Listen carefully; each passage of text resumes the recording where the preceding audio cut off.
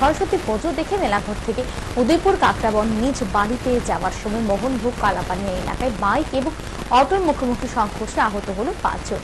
ঘটনার বিবরণে জানা যায়, বুধবার গভীর রাতে মেলাঘর থেকে সরস্বতী পুজো দেখে অটো গাড়ি চালক রামলাল দাসের অটোতে করে রিঙ্কু দেবনাথ এবং দীপক দেবনাথ কাকরাবন নিজ বাড়ির উদ্দেশ্যে রওনা হয়। অপরদিকে TR03 S7191 নম্বরের বাইকে করে সোনামুড়ার শিমুল সাহা ও বিজয় মজুমদার মেলাঘর উদয়পুর সড়কের কালাপানিয়া এলাকায় আসার পর অটো ও বাইকের মধ্যে মুখোমুখি সংঘর্ষ ঘটে। এতে গুরুতরভাবে আহত হয় 5 জন।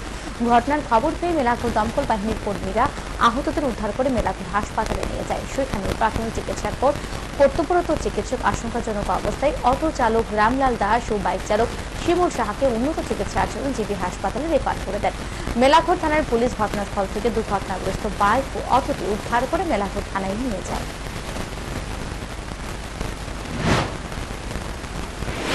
দুজনের অবস্থা আমরা সিরিয়াস দেখেছি। যে অটোর যে ড্রাইভার এবং বাইক যিনি চালাচ্ছিলেন দুজনের একটু সিরিয়াস।